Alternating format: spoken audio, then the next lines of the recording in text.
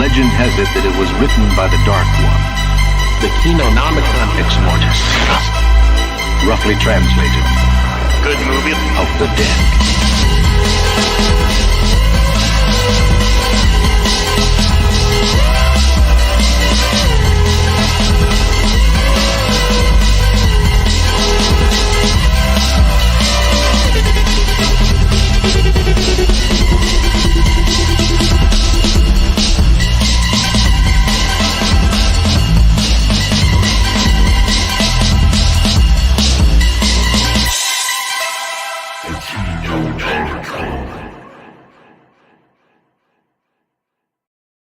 Beautiful, beautiful. Round of applause.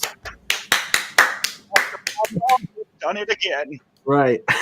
I finally ordered a couple of the movies, by the way, that are in there. Did you really? Yes, I ordered House 2 and I ordered Frankenhooker.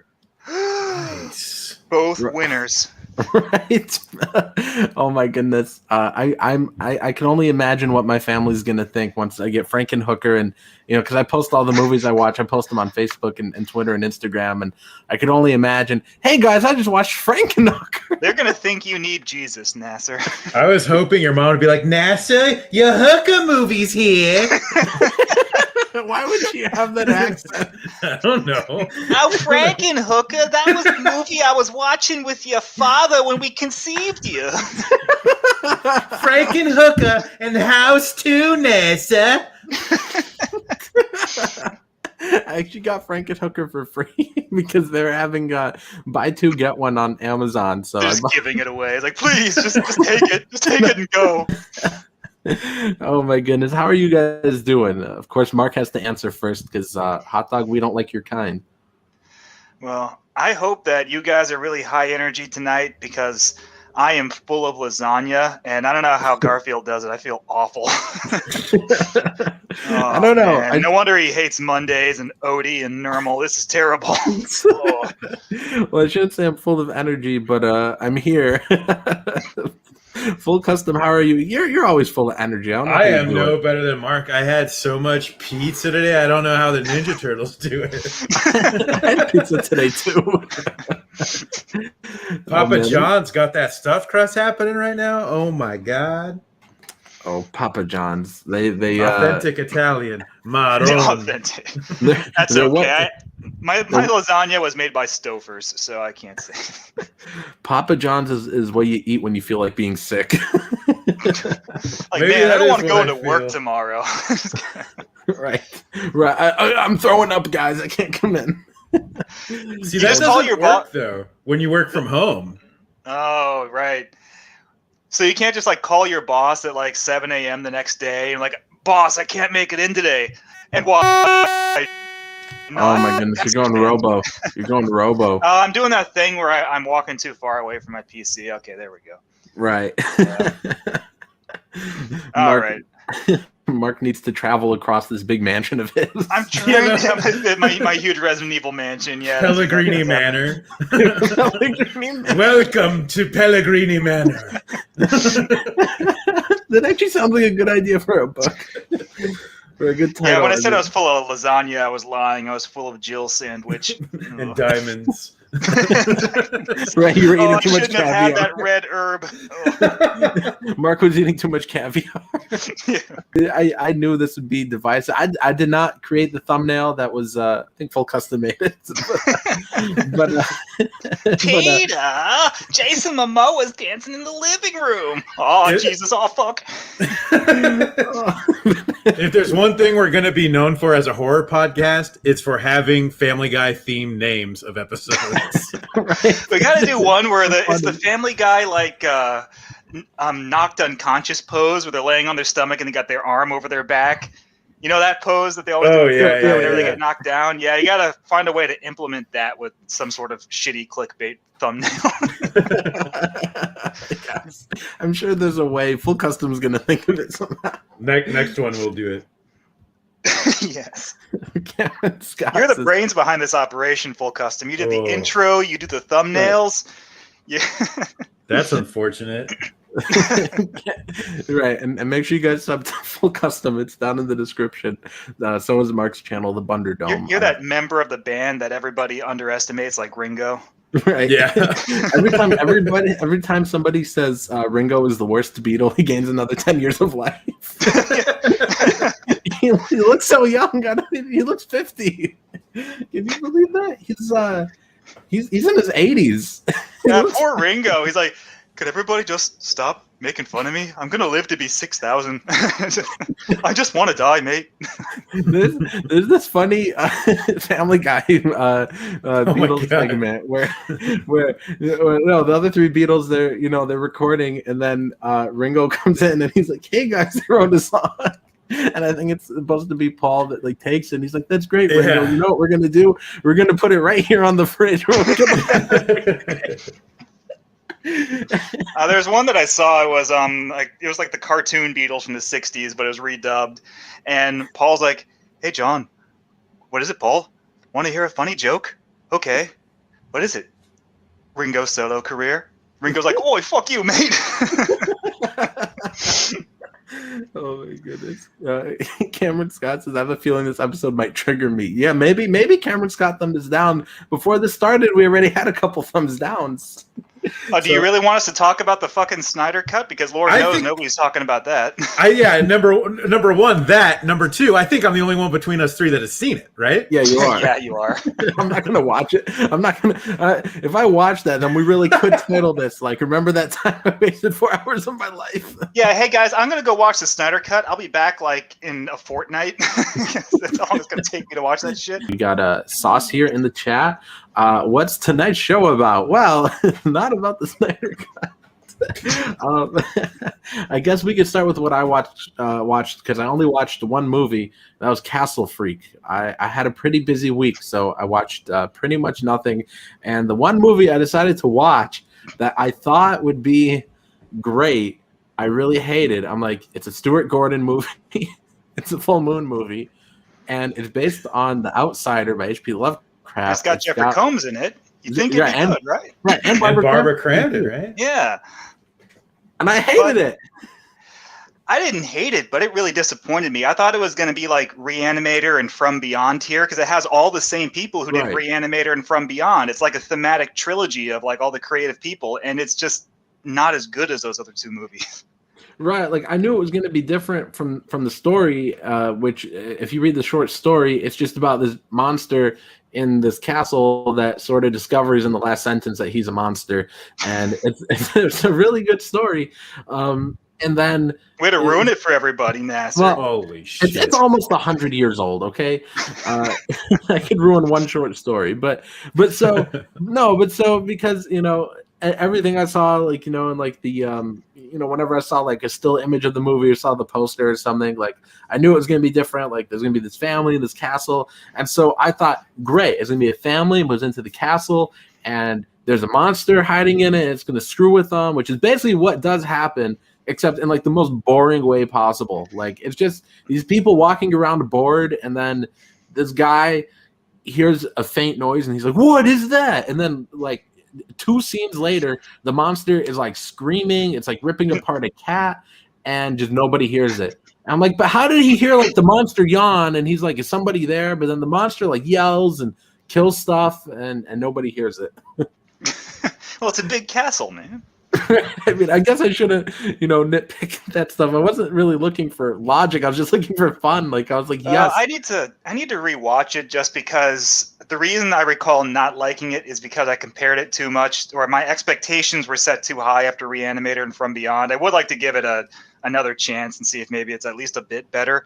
I remember not liking Dagon. That was another Stuart Gordon. You didn't like Dagon? Movie. I didn't buy that one. The first time I saw it, when it came out on VHS at Blockbusters, and I rented it like in 2000, I remember not liking it. But I picked it up, the Vestron Blu-ray release from a few years ago, and I rewatched it, and I loved it. I thought it was really good, so I was glad I reevaluated it. I kind of want to do that with Castle Freak, but Nasser's telling me it's shit, so that actually encourages me. It's probably really good. It's probably fantastic. The only good really part funny. The only good part about it was when I bought it, I bought the DVD because the Blu-ray was out of stock. Then they sent me the Blu-ray. I don't know how that works. Everything's coming up, Nasser. You got a free Frankenhooker? You got a Blu-ray upgrade? On Nasser, your free hookers here. So Frankenhooker's dancing in the living room. Oh Jesus, oh fuck. No, I was just so bored. It had like the most like generic characters. Like I feel I had seen their characters like 40,000 times before. It's got the dad who's like really like soy, like a real cuck, and then the mom who like hates him and wants a divorce, but they're still married, and she's like, I cannot forgive you because one of our children got hurt in a car accident because of you. And it's just like I was falling asleep, dude. I'll never forgive you for getting one of our children injured and then moving us into this haunted castle for no reason. Right? This was not a sound decision. Oh my goodness, it's so funny because they're like, because when they get to the castle and the generic tour guide is like, yes, so you inherited the castle because you're somebody's. That is the most when you say generic, yes, that is like the most cliched plot. Is like your uncle just died and you've inherited his haunted castle. The funny part too was like you get the castle, you get everything inside, but they lost all their money in the war, so you just get the castle. And I'm just like, don't they have electric bills to pay? Don't they have to pay the electricity for this giant castle? If they didn't inherit money, how are they going to pay for it? And how do they irrigate that moat? That has to cost a fortune. I mean, God. Right. It's like they inherited a bunch of bills. So they don't slap any of the upkeep on them? They're not like, hold on, before you get excited about this castle, there's a lot of work to be done. Right. There's some black mold in the basement, and the dungeon is just so full of... Oh, right. Right. Like they're like, it's going to take a lot of cleaning, and I don't understand, why do they move into this place? Like, is there anybody in town who services parapets? I don't know. It's just so it's just so goofy. But I could look past the whole like cliche of like this dude died who inherited the castle. If it just weren't so boring, I just was so bored.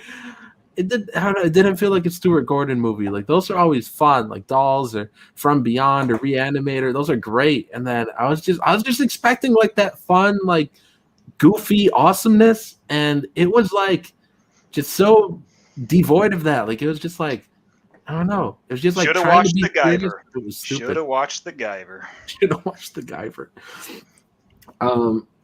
Let's see. Yucky Gum says, I used to not like Castle Freak, but now do. Well, maybe that'll be my situation. Now I want to watch Castle Freak more than ever. Let's all watch Castle Freak. Yeah. No. Oh boy. No, I don't know. I could give it another chance in like 5 years from now, because I still have to find time in my schedule to give Motel Hell another chance.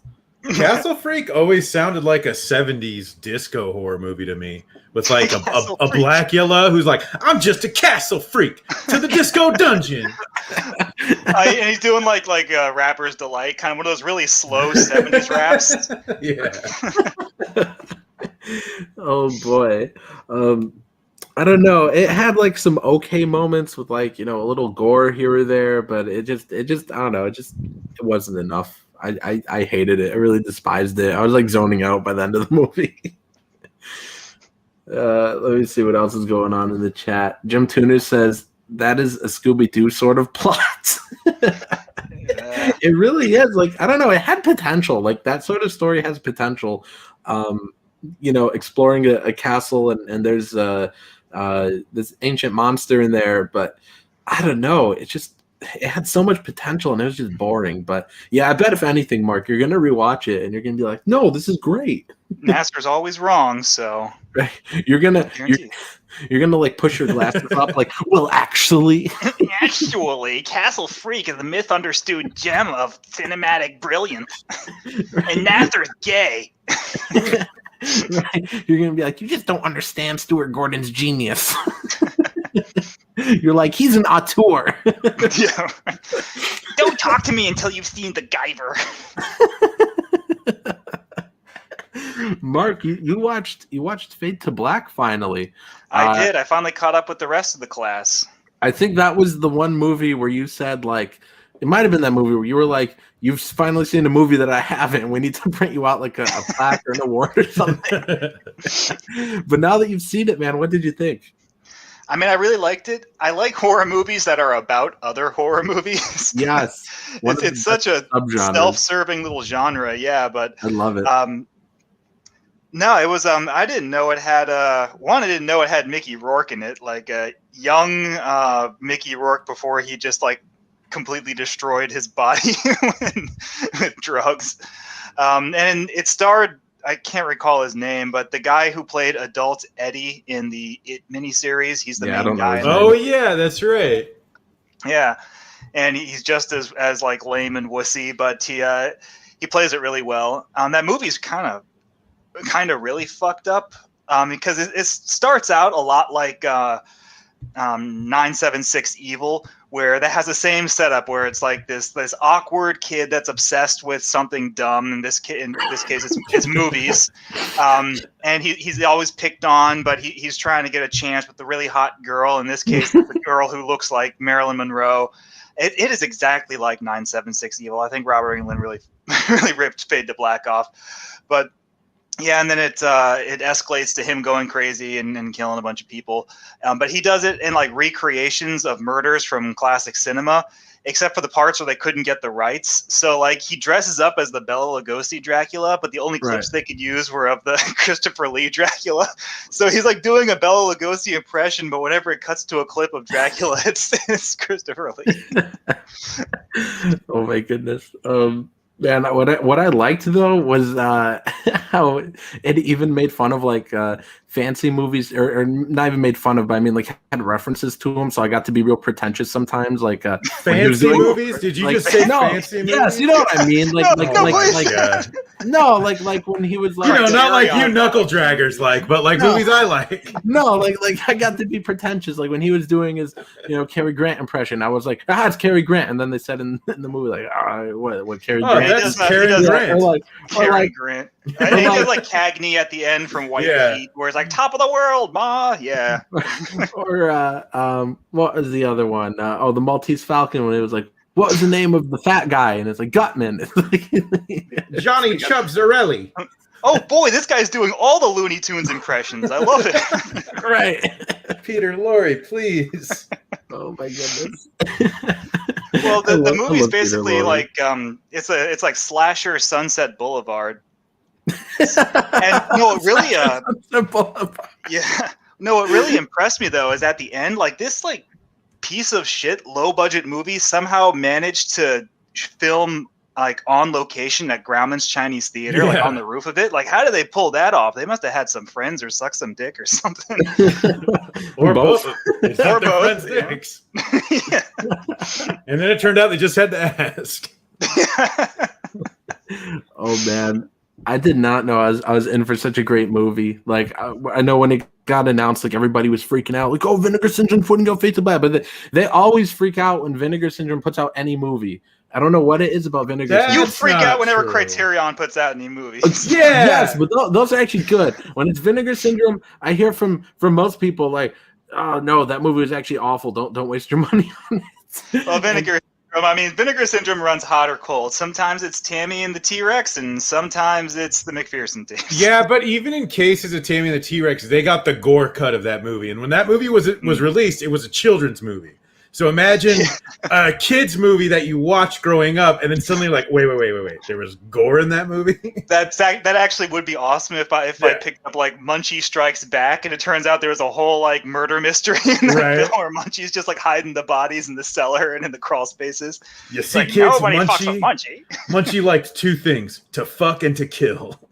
I actually had like a reverse experience of that, like when I watched Bordello of Blood and Demon Knight, and because it's Tales from the Crypt, and they had the censored version that was of the show that was on TV. And although I didn't really watch it, I always thought like, yeah, it's like a goofy show. Like I didn't think it was like adult. And then like when I watched those with my brother, like in the first like 2 minutes, there's full nudity and stuff. And I was just like, oh man, I thought this was for, like, I thought it was Tales from the Crypt kicks ass. I didn't know they were kids. I thought it was gonna be and then like I don't know, some people were confused when I told them that, and I was like excuse me, I was like, I could have sworn that like Tales from the Crypt was, you know, like supposed to be goofy. And when I googled it, like, yeah, there was like a censored version on one channel, like the adult version on the other channel. I mean, it was goofy. It was just, there's a version that's goofy and there's a version that's goofy but also has tits. So right. which way, Western man? Come on. Yes, I always see that meme. You Bordello with blood and Frankenhooker. What kind of shit are you watching, NASA? You gotta explain that meme to me. The whole like which way, Western man. I always see that meme everywhere, but I don't know what it means. I'm not sure either. When it comes to memes, you just sort of like you're like that, like the little kid, you know, who sees something on TV and repeats it, and you have no idea what it means. I used to do that all the time with Beavis and Butthead when I was like 8, and I didn't know what they were talking about. So like, hey mom, I got wood. Like, you're grounded. Like, why? What do you mean? I thought I just had wood. I don't get it. No, with Fade to Black though, that was like the reason people got excited for that is because that movie was out of circulation for a really long time because it had all those clips from like White Heat and Horror of Dracula and all these famous movies in it. So that made it like really hard to license the movie and put it back out on home video. So it was out of print for a long time. That's why I'd wanted to see it for years, but I couldn't get a copy of it. And yeah, now they finally put one out, and it was really good. So there we go. Vinegar Syndrome is really good about tracking down the rights to stuff that people just didn't think would ever see the light of day again. This and Spookies, like nobody ever thought Spookies would get released. Holy shit, is Vinegar Syndrome going to put out like a Blu-ray box set of Muppet Babies? Oh man. Was Muppet Babies secretly full of gore? Dude, I would love that because the box would have to have their like naked lady logo on it. Yucky Gum says, I'm opposite on this. I used to like it, but now hate Fade to Black. That doesn't make any sense, Yucky Gum. You got to elaborate a little bit. Because I loved it. It's not a movie. I mean, it's no Critters. It's not Tremors. It's not a movie I'm going to watch like, you know, twice a year, every year until I die. I'm probably not going to like pull Fade to Black off the shelf again for like another 5 years. But that doesn't mean it's bad. It's just not quite it's not like a popcorn movie. It's like you ever see Magic with Anthony Hopkins, the ventriloquist dummy movie? Like that one's good. I like that movie, but I really don't watch it very often because it's just a slow atmosphere, psychological thriller kind of movie, and you know I have to be in a mood for that. It's not what Nasser would call a fancy film. Right. Yes, right. All right. Jim Tuner says Slasher Sunset Boulevard is a good title. I don't think it's a good title, but it's a great description. Slasher Boulevard. Full Custom. Have you seen Sunset Boulevard? I don't know. Which one's that? All of those, because it's a noir film, right? Sort noir of, film. Noir. It's like sort of noir. Noir is hard to describe. It's like a little noir, but a little bit not noir. A little tiny noir movie? It's like noir adjacent. I think I have seen this one, and I think I like this one. You think? Well, it's one of those movies where you probably, you know, like the famous quote from it, like, "I'm ready for my close-up, Mr. DeVille."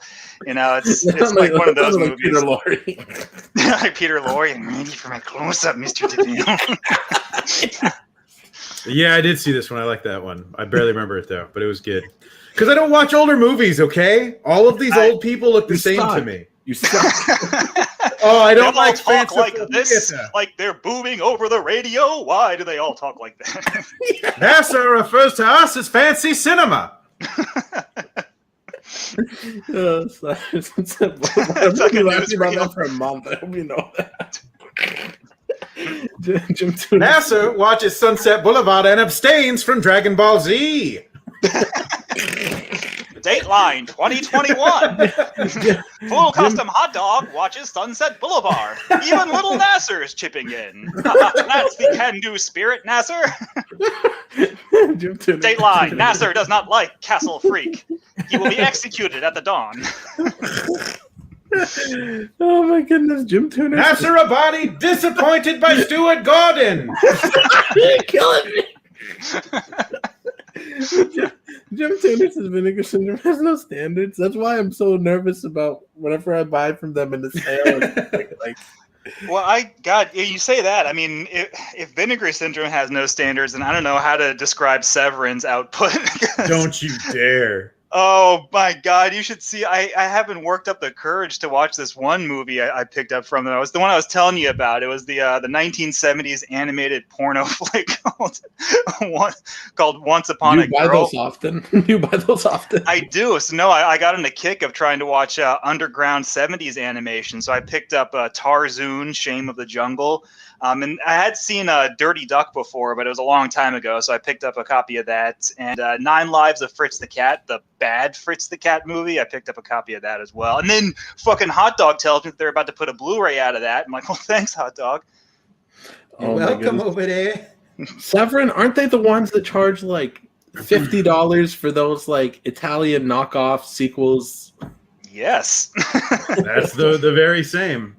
Yeah, okay. They probably have lower standards than Vinegar Syndrome. Hey, do you want to see a worse version of Alien 3 than the real Alien 3? See, but sometimes Vinegar Syndrome, it feels like they release things that are like, hey, some guy shot this with his camcorder. We're going to sell it for $30. God, there's one, it's called like Scary Tales or something like that. That's AGFA. Oh, that's AGFA, yeah. And they like do some sort of weird releases through Vinegar Syndrome. Like I bought Vinegar Syndrome tapes. Yeah, I think they're a distributor for them. Okay. Yeah, well, I'm going to pick up that shot on VHS tape. Like anthology. They call it like shot on video creep show from like 1994. Like, oh man, if this is worse than the real Creep Show 3, like I'm sitting pretty. I've heard good things about it in terms of it being fun. So I've heard it won't make you throw up. Oh my goodness! What else have you guys been watching? Hot Dog? I watched the Texas Chainsaw Massacre Part 3. Oh hell yeah! The Leatherface Chronicles, the Texas Chainsaw Tale. Right. So that was back in the 90s when they had to rebrand all the 80s slasher movies with the name of the killer as the title. So like Friday the 13th became Jason Goes to Hell, and Nightmare on Elm Street became Freddy's Dead, and Child's Play became Bride of Chucky, and Texas Chainsaw Massacre became Leatherface 3. Yeah. Phantasm, they oddly named Long Man, which I didn't understand. So what do you think of it? That's the Italian version of Phantasm. Long Man. I hadn't seen it in a while, so it was great to revisit. It's weird because there's not much of a massacre happening, really. There's not a lot of gore or killing, but I like a lot of it. Who the fuck even dies in that movie, now that you mention it? So there's the boyfriend girl in the beginning. With the girl. And she gets taken prisoner, and she gets her hands nailed to the chair, which I thought was awesome. And then like Ken Foree shows up and just kicks everybody's ass in that movie. Yeah. Well, then there's another girl who was there before the movie begins. She dies. Right. Yeah. Okay. And so Ken Foree died originally until the studio made them redo the ending or something.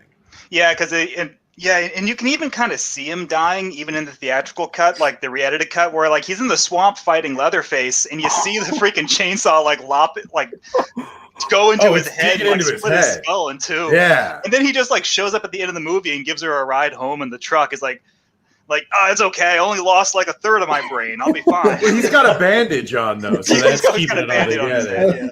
I love when he's fighting with one of the family members at the end, and he's like, "Why are you doing this?" And the dude's like, "We're hungry," and he's like, "Haven't you heard of pizza?" Yeah. Have you guys watched the special features on it or anything? No. I still have the DVD from like 2005, so it has like the deleted scenes on it, but that's the only special features. Okay, because it talks about the original script for it, which they toned down a ton, and there's still parts of that script in there.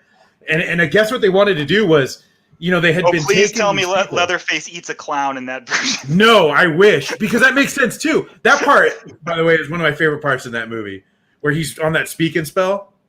Yeah, but But originally, like they were taking technology from people, and there's that one guy. I think his name's Tink, and the whole time he's like, "Technology's the future," and you're kind of like, "Okay, weirdo. It's a flare. It's nothing crazy." But he's doing that in the whole movie, and so originally he has his hook hand, and I guess you know how the grandma had the speaker voice. Yeah. So everyone in the family was supposed to have like weird augmented parts and like chrome bones and shit. Yeah, basically. And I was like, that'd be trippy and weird. So they had to tone that back. That's why the chainsaw's all crazy too. Is that the giant chrome chainsaw? Dude, that thing's sick as hell. Is that how that got like rolled over into Texas Chainsaw Massacre: The Next Generation? Matthew McConaughey's weird bionic legs that he has in that movie. I have no idea. I'm not even sure. I would guess they're the same producer, but the whole thing of Texas Chainsaw Massacre 4 existing is super bizarre because it exists in this pocket dimension. You know, it is. Yeah, the entire like that movie is like. It was conceived as a remake and somehow ended up being a movie that takes place between parts 2 and 3. Like, how the fuck did that happen? How did your entire continuity get fucked up when you're in the middle of filming this movie? Because 3 ignores 2, but I love what they do with Grandpa in part. Well, 3 ignores 2, except Stretch, the main character from 2, has a cameo in 3. Does he really? So you know that it's the girl from. Oh yeah, that's right. No, she's in the news team that shows up for like a second. Yeah, for like a real quick cameo, but she says that it's supposed to be the same character and that she became a news reporter because she worked in broadcasting. Yeah. So God, the continuity of like the first 4 Texas Chainsaw Massacres before the reboot is just so weird because it's like sometimes they acknowledge each other, sometimes they don't, sometimes they try to fix each other's continuity. Sometimes they don't give a shit. It's weird. I think all the characters are fairly likable though, which is rare. I think, at least in terms of compare. I keep comparing it to 4 because 1 and 2 fit so nicely together, and 3 and 4 are kind of these weird oddballs because they don't completely mesh anywhere. Yeah, I mean, Leatherface was made by New Line Cinema at the same time they were doing like Jason Goes to Hell, and they're just kind of like, maybe it's a sequel, maybe it's a soft reboot, maybe we just don't give a shit. And that's kind of what it came out as. Like Leatherface's personality is like way off the mark in part 3. Like he's really mean and assertive and aggressive. Like he's not a pushover like he is in all the other movies. He's like really out of character. Yeah, he seems kind of hulky too compared to just some chubby dummy. Right, and he has like a fucked up leg, so it's like, are they acknowledging part 2 when he got impaled at the end, or he just for some reason? See, I took it to be the chainsaw from the end of part 1 when the saw. When he hits his leg, yeah. Which is weird because he doesn't have a fucked up leg in 2 or part 4, which is supposed to take place after 2. So yeah, it's. And I guess the new one that's coming out is they're going to Halloween it, so. It's going to be the new Texas 2. Didn't they already try that? Didn't they like last couple a few times technically, right? Yeah. Right, yeah, the last 2 of those movies were all supposed to be direct sequels to the first one that ignore all the others. Well, Texas Chainsaw 3D takes place after 1. I know that. But it takes place like it pretends like Texas Chainsaw 1 happened, but it happened like in 2017 instead of 1975. Whatever. I typically hate when they do the whole like this is a sequel to the first one, but I actually do really love Texas Chainsaw 2013. The Platinum Dunes one? Oh wait, no, 2013. I'm sorry. Yeah. Is that the one that's where the 3D one? Okay, yeah. No, that one I think still acts as though it happened in the 70s. But Leatherface has just been sleeping in a basement or something. So he's just like 75 years old. Yeah. That's okay. He's fine. It's freaking awesome, though. It's freaking awesome. Yeah. I guess that's not any different than the 2018 Halloween film where Michael Myers is like 79 years old, but somehow he's still just like tearing. I hate that movie with a passion.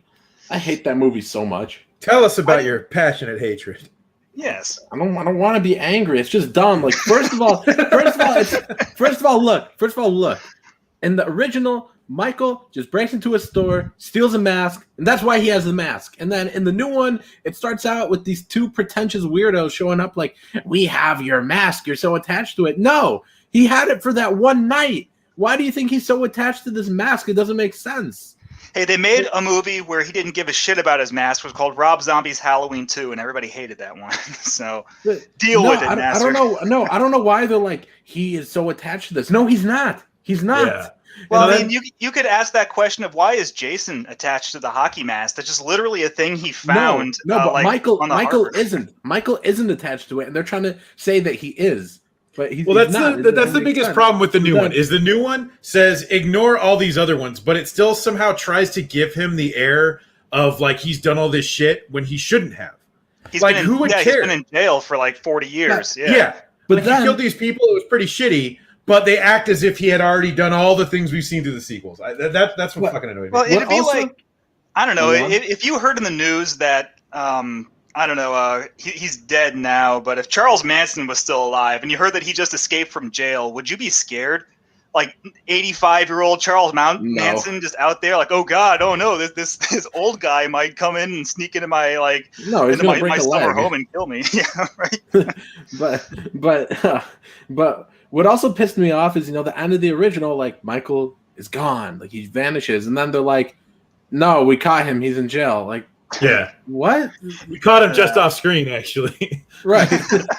Right, like they just red rovered him. It's just stupid. And then it took away the whole reason I love slasher movies so much is because this guy with the knife could be anyone. He could be anywhere.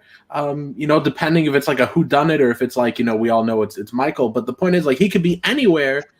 He could get you. And then in this one, Laurie's like, I booby trapped my house. Like, she pushes up her glasses. Like, well, actually, no. So she's like, he's not in this room, and she presses a button, and like it locks off the room. I'm like, no. The point is, he could be anywhere. Well, and he's not threatening. If Laurie has a chance in fighting back, then it diminishes his threat, which kills the tension in the movie. But just in general, all of these soft reboots, especially the Halloween franchise's continuity, like even H2O, which is a sequel to Halloween 2, that still requires Michael to have like taken 20 years to try and find Laurie. It's like, Jesus, man, it took you 20 years to find her. She just changed her name. He's not a good typer, okay? Yeah. But no, but like she's all prepared. She's given her family like guns and weapons, and so it's just like, no, it's not fun. It's fun when only one of you is going to survive. That's why slasher movies are so fun, because you get a bunch of dumb kids together, a bunch of dumb teens. I mean, or people in their 20s. You get them together, and only one of them could survive, and they're all helpless. They shouldn't be able to fight back until vaguely at the end. Okay, it's just what pissed me off. It's like she's all prepared, and like there's just no suspense, no atmosphere. I hated it. Well, if you want to cheer yourself up, just go watch the teaser trailer for Texas Chainsaw Massacre 3. That thing's awesome. That's the lady. Oh, with the trailer. Yeah, that one's rad. I remember seeing that as a kid, not knowing what Texas Chainsaw was, and I was just like, "What the hell is this?" Well, I like those trailers where it's like you don't know what the movie is, and it tricks you at the end. It's like the Jason Takes Manhattan trailer, where it starts out by "Start spreading the news, do, and you see like the New York skyline, and the camera zooming in on a figure standing at the pier, and the figure turns around, and it's Jason's like, and then New York's got a new problem. It just totally or that more fucking crime. Right, or the fucking trailer with Batman, and then he turns around and it's Scooby-Doo. It's like, oh, me? Yeah, and then it turns out it's actually Scooby-Doo and not Batman. I don't know. I like those trailers. No, I'm with you. I think that's I like that when they do that in trailers, but you guys got me in a bad mood now because I'm angry about that movie again. Oh, okay. Well, let me cheer you up by telling you about the snuff film I watched. Yay! That'll be a laugh riot, won't it? Yeah. Right. We're not going to get demonetized. Mark's like, I watched somebody die for real in a movie. Man, so everybody knows of Faces of Death, obviously, which is a fake snuff film, or like 80% of it is fake because they just filmed new scenes, and like 20% of the footage is actually like animals and people dying. It's total ripoff, man. I want to see people die. Oh boy. But there's this. So someone like heard all the complaints that Faces of Death wasn't extreme enough. So they're like, oh, I can fix that. So they made death scenes in, I think, 1987. And they got Anton Zander LaVey to host it. And he's the founder of the Church of Satan. And it's hilarious because his hosting scenes, you can watch his eyes move left to right as he reads the cue cards. Like, he really didn't want to be there. But it's interesting because the premise of the movie is basically some guy who was a crime scene photographer and a police department photographer in like Hollywood in Southern California from like 1920 to 1950 kept a scrapbook of all the photos he took of dead bodies and he put like little like labels and captions on them. So the whole movie is just like all these creepy black and white photos from crime scenes and murders and slabs at the morgue, with a little story behind like how each corpse got all like monumentally fucked up. I don't know why I watched it. I watched it because I was sitting there playing Russian roulette and like, yeah, just one more round. Just one more round. I can't do another KINONOMICON. Not again. That really lifted my spirits. Yeah, that was a really good uplifting tale, Mark. Thank you. Well, it's on archive.org if you ever feel like watching it while playing Russian roulette. Oh, Nasser loves streaming. Streaming and Halloween. Right. Now I'm kind of pissed again. Thanks, Full Custom. Anytime. What else have you guys been watching? Because I only have Castle Freak to talk about. We already talked about it. I watched, what is it called? Day of the Beast. Oh, I haven't seen that one. Tell me if that one was shit or not. Because it was rad. I think you guys would like it. I also watched Perdita Verdugo. Or Perdita Durango. That sounds pretentious, and I'm mad at you now. I'm not just angry, I'm Nasser angry right now. So right. Severin released them both, and they're from Alex de la Iglesia, who I'd never heard of, and he's either a Spanish or Mexican director. I feel like this is cultural appropriation. I forget. Well, I'm Mexican. I feel like I can do this because I'm Mexican. No, you're a hot dog. He's either Italian or Mexican. He's from either Italian or Spanish. He's from one of those countries. You know the ones I'm talking about. Y'all know what I mean. He's one of those people. But apparently, from what I was hearing on one of the special features, he had a background in doing comics or something. And that's why his directing is just really pops at times. So Day of the Beast seemed to have that in full force. Like when you're watching parts of it, you're like, wow, this looks really cool. Like I could see this being pulled out of a book. But basically it's about a priest who's like, hey, I think I found the Antichrist, but I got to be a piece of shit. So I'm going to be a douchebag. So he starts stealing money from the homeless and like just hitting people and shit, just stops giving a shit as he's still dressed as a priest. So he can like find this Antichrist, and he teams up with this metalhead who's got acid, like, and they're just dropping tabs, or he's dropping tabs and shit. And they team up with this occult TV show host too, to try to find where this Antichrist is. And it's this weird, very dark comedy that's genuinely funny and really gets pretty rough. He teams up with a TV show host. I'm in. So highly recommend. I love Perdita's pretty wacky though, so I don't know how to recommend that one. That one's gnarly. Like Terror Vision, Spooky Vision, Fright Night. I love it. I love it when they team up with the host. Gremlins 2, the new batch. Yeah. Oh, that's right. Oh yeah. Not Grandpa Munster. Yeah, not Grant. Well, was it the same actor though? Because he had those video cassettes where he would like do an Elvira thing, where it's like, I know that you wanted to see Elvira's titties, but here's a saggy old man introducing. I think it was somebody different. Oh, it was? Oh, okay. Well, well, I watched Hokkaido, which is a Japanese like tokusatsu. It's not a horror movie. I guess it's like a sci-fi action movie. It's basically Tokusatsu Terminator, but it has no fucking plot whatsoever. And I watched the director's cut, and the director's cut is 77 minutes long. This is a short movie. Like the theatrical cut was apparently like less than an hour long. Like this thing is just really short. Basically, it's the future. and everything sucks and society's collapsed. And all the people in this post-apocalyptic wasteland have gathered in a city called Jesus Town, and this android named Hokkaider is freed from his eternal prison. And so the first thing he does is get on a motorcycle and go into Jesus Town and just kill everybody.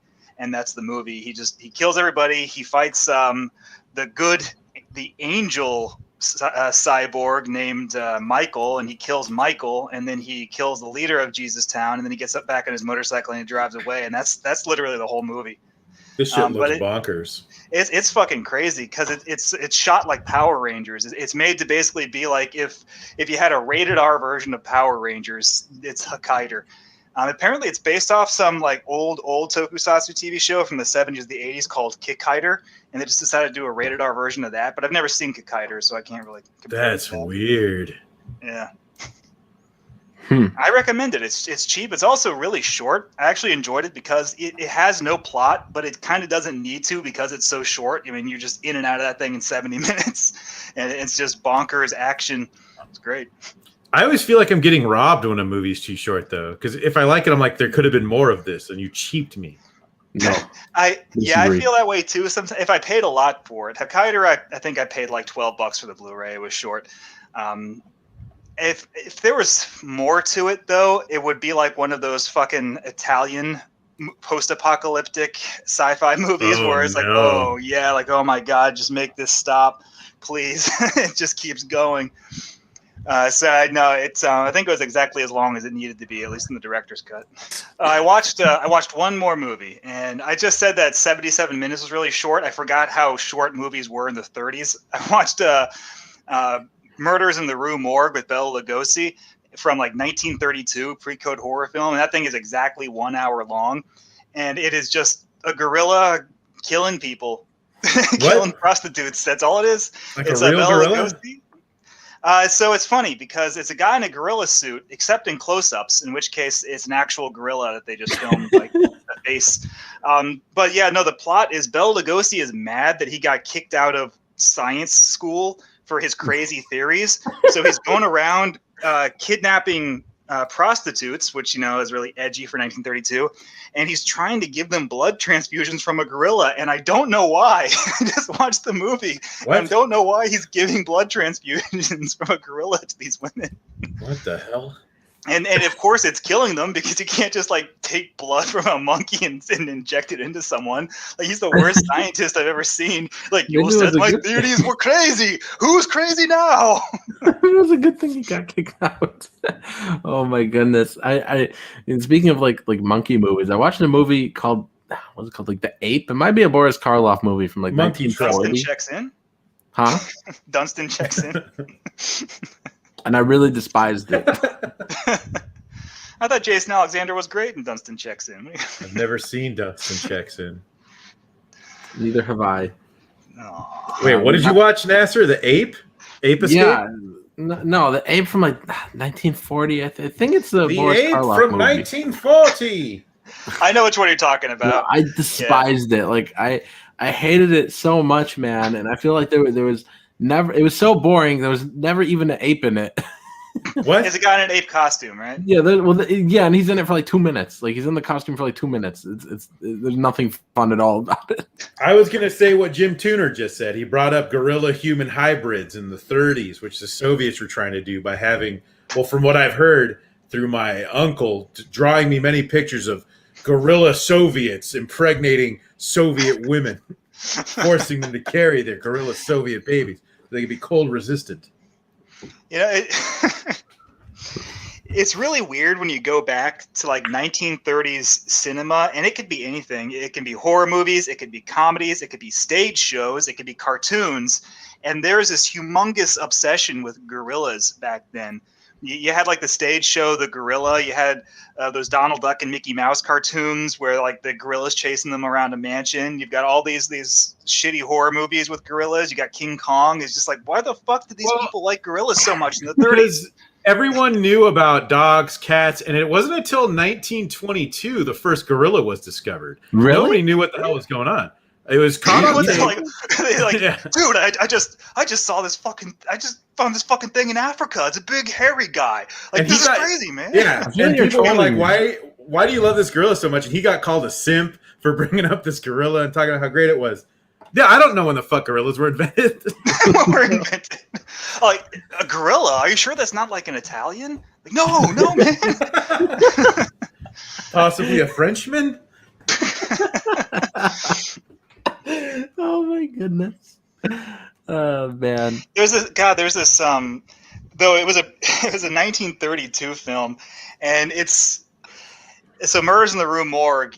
It's hilarious because it's so much does not give a shit about being politically incorrect. There's this part where they're at the fair, and the movie was made in 1932, and it takes place in like 1875. And so they're at like the Paris Fair, and one of the shows is like, "Behold, the savage red man of the Americas," and you see like these like Indians come out, and you can tell like they're real Indians, and they're just dead inside, having to stand up there on the stage and be gawked at. And like there's these like two like foppish gentlemen at the front of the crowd, and like, "My word, what savages! I say, that's what we should like. I believe they're called Injuns. Like, well, we have some water rats here in Paris that are just as savage. Why don't we call them Injuns?" And I was like, dear God. What's a water rat? I don't know, a rat that swims in water. I'm sure there's some rats that swim in water. But man, like, they just really didn't give a shit back then. There's a scene where, and this was actually from the Edgar Allan Poe story this movie has absolutely nothing to do with. The one thing that they took from the Edgar Allan Poe story was this part where these tenants of an apartment building are trying to describe who they think the assailant that murdered an old lady was. All they could hear it was from another apartment, and it's a fucking monkey that's in there going, "Ooh, ah, ooh, ah." And there's like its language is Italian. No, it's Danish. No, it's German. It was a German in there who killed him. No, it was an Italian. They hear, "Ooh, ah," like, "Ooh, clearly it's an Italian."